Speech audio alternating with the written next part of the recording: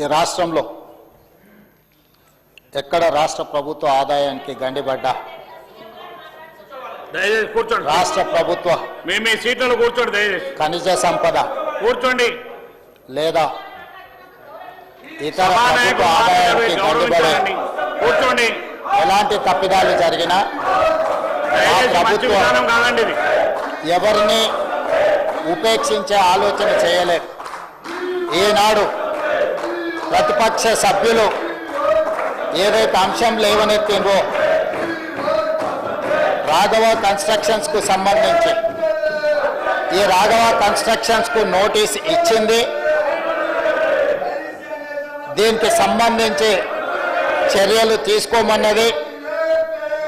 దీనికి సంబంధించిన చర్యలు తీసుకున్న తర్వాత సినరేజ్ ఛార్జ్ కింద 1,52,97,825 రూపాయలు, అదేవిధంగా పర్మిట్ ఫీ కింద 1,22,25,446 రూపాయలు Raghava constructions India private limited నుంచి ప్రభుత్వం మైనింగ్ శాఖ ఈరోజు వాళ్ళ దగ్గర పన్నులు కట్టించుకోవడం జరిగింది.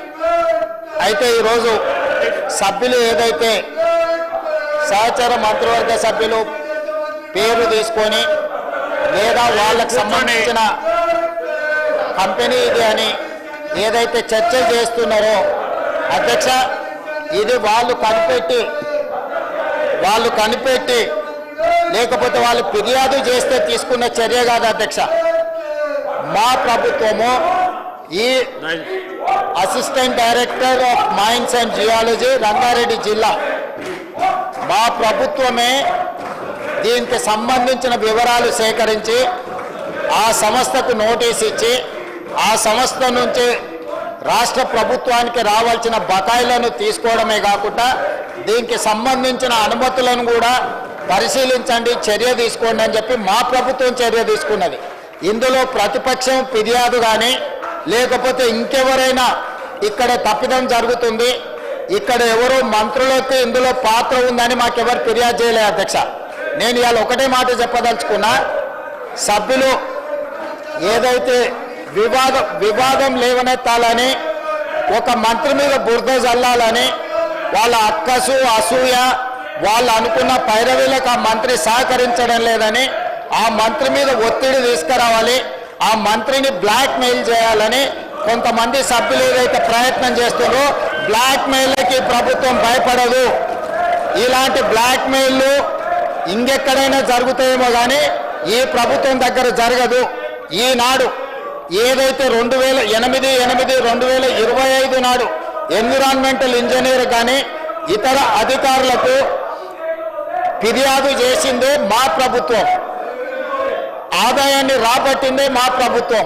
కాబట్టి మేము నోటీస్ ఇచ్చి మేము రాష్ట్ర ప్రభుత్వానికి రావాల్సిన ఆదాయాన్ని రాబట్టుకొని మిగతా అనుమతులకు సంబంధించి ఇతర అధికారులకు ఫిర్యాదు చేసిందే ఈ ప్రభుత్వము, మా అధికారులు.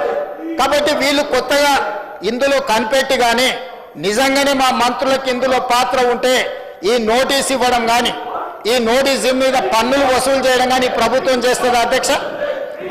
రాఘవ కన్స్ట్రక్షన్స్ ప్రైవేట్ లిమిటెడ్లో మా మంత్రి గారికి ప్రత్యక్షంగా సంబంధం ఉంటే ఈరోజు ఈ నోటీసులు ఇచ్చి ఈ ప్రభుత్వ ఆదాయాన్ని రాబట్టుకునే ప్రయత్నం ఎక్కడైనా ఏ ప్రభుత్వం అయినా చేస్తుందా? వాళ్ళ ప్రభుత్వంలో ఎప్పుడైనా చేసిందా అధ్యక్ష?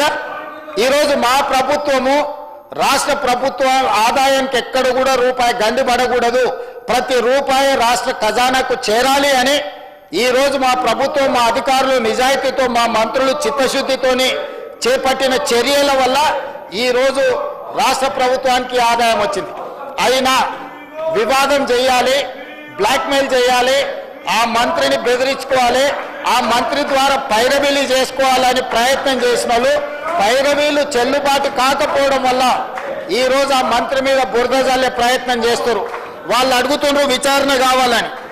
అధ్యక్ష, తమరి ద్వారా ప్రతిపక్షానికి తెలంగాణ ప్రజలకు నేను మాట ఇస్తున్నా, విచారణ ఆదేశించడానికి మా ప్రభుత్వం సిద్ధంగా ఉంది.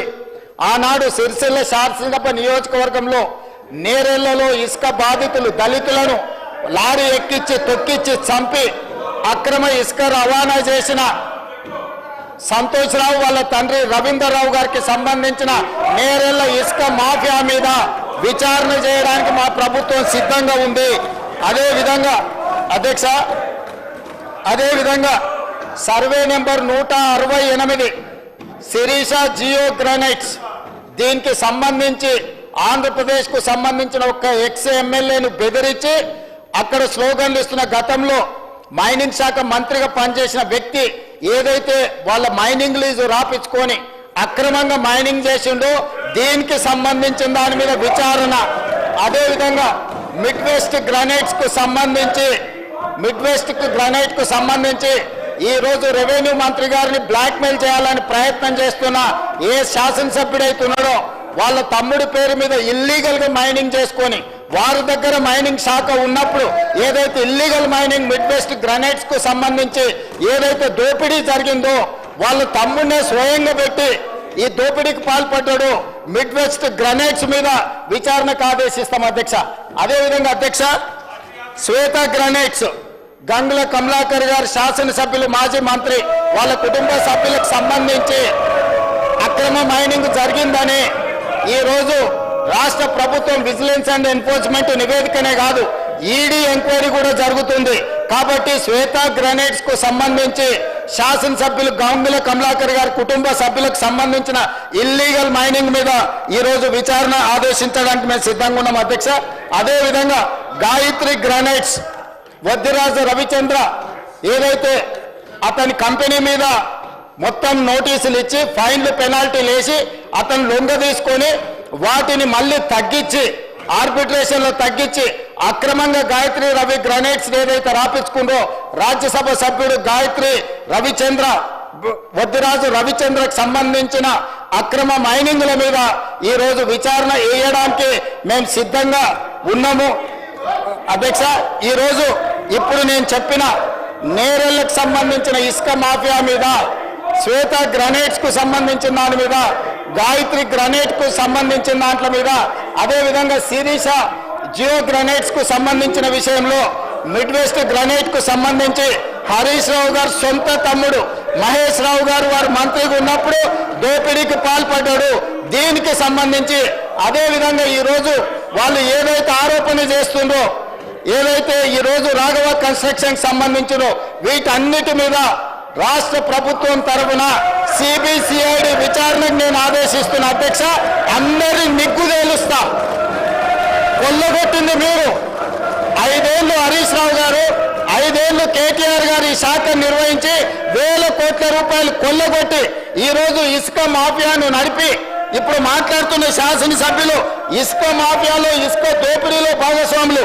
ఈ రోజు ఇసుకకు సంబంధించి మేము పెంచిన ఆదాయం ఈ కళ్ళ ముందు ఉంది అధ్యక్ష.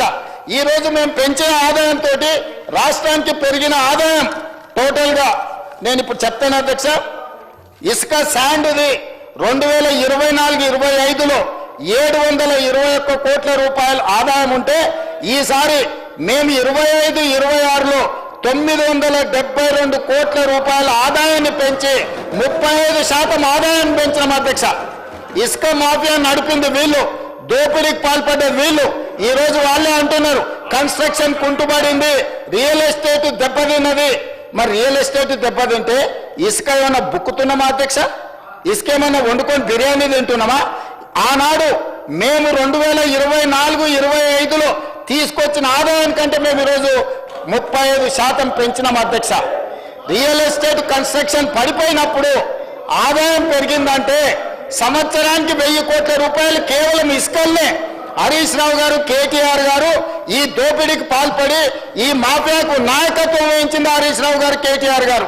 మొదట్లో హరీష్ రావు గారి దగ్గర ఉండే శాఖ ఆయన అడ్డగోలుగా దోపిడీకి పాల్పడుతుండని కేసీఆర్ గారు ఆ శాఖను తొలగించి కొడుకు అల్లుడు మధ్యలో పంచాయతీ పడితే పంచాయతీ పెంచడానికి హరీష్ రావు గారి దగ్గర ఉన్న శాఖను తీసుకెళ్లి కేటీఆర్కి ఇచ్చాడు. కేటీఆర్ దోసుకోవడానికి అవకాశం ఇచ్చాడు. అందుకే అధ్యక్ష ఈ రోజు ఒక్కటే మాట నేను చెప్పదలుచుకున్నా. జూన్ 2, 2014 నుంచి ఈ రోజు వరకు ఇచ్చిన మైనింగ్ లీజుల మీద జరిగిన అక్రమాల మీద ప్రధానంగా ఇప్పుడు ఏవైతే సంస్థల గురించి ఏదైతే అక్రమ మైనింగ్ల గురించి ఏదైతే నేను ప్రస్తావించను దీనికి సంబంధించి పూర్తి స్థాయిలో మన సిబిసిఐడి విచారణ చేసి ఇదే సభ వచ్చే సమావేశాలలో నివేదిక మొత్తం ఈ సభలో ప్రవేశపెడతాం అధ్యక్ష. ఇవాళ వాళ్ళ దొంగతనాలకు కట్టుబడుతుండ్రని, ఇవాళ వాళ్ళ దోపిడీని నిలువరించి ఇసుకలో ఆదాయాన్ని పెంచి మైనింగ్ లో ఆదాయాన్ని పెంచితే ఈ రాష్ట్ర ప్రభుత్వానికి మంచి పేరు వచ్చి గత 10 సంవత్సరాలు వాళ్ళు పాల్పడ్డ దోపిడీ ప్రజలకు అర్థమవుతుందని చెప్పి ఈ ప్రభుత్వం మీద బురద జల్లడానికి లొంగని మంత్రుల మీద ఆరోపణలు చేయడానికి ప్రయత్నం చేస్తారు. మీరు ఏం బురద జల్లినా ఇక్కడ భయపడ్డాడు ఎవరు లేడు. ఇవాళ మీరు మాట్లాడుతున్న ఈ నోటీస్ మేమిచ్చింది, ఆదాయం మేము రాబట్టింది, మీరేం కనిపెట్టలే, మీరేం ఫిర్యాదు చేయలే. మా అధికారులు మా ప్రభుత్వం నిజాయితీతో పనిచేయబట్టే ఈరోజు ఎవరున్నా కూడా దీని మీద విచారణకు ఆదేశించినాం. నేను ఈరోజు వాళ్ళు ఉన్నారు వీళ్ళు ఉన్నారు మంత్రులు ఉన్నారని ఉన్నా లేకున్నా వాళ్ళ పేర్లు తీసుకొని వాళ్ళ మీద బురద జల్లి మానసికంగా వాళ్ళని ఒత్తిడి చేసి బ్లాక్మెయిల్ చేసి భూములు రాపించుకుందామనే ఇట్లాంటి పప్పులు ఉడకవు అధ్యక్ష. ఆ కంపెనీలో మంత్రి గారికి కానీ మంత్రి గారి కుటుంబానికి సంబంధం లేదని ఆ మంత్రి గారు గతంలోనే చెప్పిండు. వీళ్ళు నిజ నిర్ధారణ కమిటీ అని అక్కడికి వెళ్ళి వీరంగం చేసిండ్రు. అప్పుడే ఆ మంత్రి గారు స్పష్టంగా నాకు నా కుటుంబానికి సంబంధం లేదు అని చెప్పిండు. బంధువులు దూరపు బంధువులు ఎవరిని చూసినా తెలంగాణ రాష్ట్రంలోనే కాదు అధ్యక్ష, ఆంధ్రప్రదేశ్లో కానీ తెలంగాణలో కానీ ఏ రెడ్డి అయినా ఇంకో రెడ్డికి దూర బంధువు ఉంటాడు, లేకపోతే దగ్గర బంధువు ఉంటాడు. సొంత అన్నదమ్ములకే ఆదాయాల పంపకాలలో తేడాలు వస్తున్నాయి. అంతెందుకు అధ్యక్ష, కల్వకుంట్ల తారక రామారావు గారు, కల్వకుంట్ల కవితారావు గారు, వీళ్ళిద్దరు కల్వకుంట్ల చంద్రశేఖరరావు గారు పిల్లలే కదా అధ్యక్ష. ఆదాయ పంపకాలలో తేడాలు వస్తే సొంత చెల్లినే ఇంట్లో నుంచి మెడలు వాటి బయటకు నెట్టించారు. సొంత అన్న చెల్లెలకే ఆస్తి తగాదాలుంటే పొంగులేటి శ్రీనివాసరెడ్డి పొంగులేటి కుటుంబ సభ్యులు ఎవరికో బంధువులకు వ్యాపారం ఉంటే పొంగులేటి శ్రీనివాసరెడ్డికి ఏం సంబంధం అధ్యక్ష? మీలాగా సొంత చెల్లెని ఇంట్లోకి వెళ్ళి ఎలగొట్టి పార్టీలకు వెళ్ళి ఎలగొట్టి దోపిడీకి పాల్పడ్డ మీరు ఈ రోజు వారి బంధువులకు దూర బంధువులకు వ్యాపారం ఉందని చెప్పి శ్రీనివాసరెడ్డి గారికి ముడిపెట్టి శ్రీనివాసరెడ్డి గారిని బెదిరించి లొంగ తీసుకోవాలని ఏదైతే ప్రయత్నం చేస్తుందో ఇది దిక్కుమాలిన చర్య. ఇలాంటి దిక్కుమాలిన ప్రయత్నాలు చేయకండి. ఈ దిక్కుమాలిన ప్రయత్నాలతోనే మీకు ఏమీ ప్రయోజనం ఉండదు.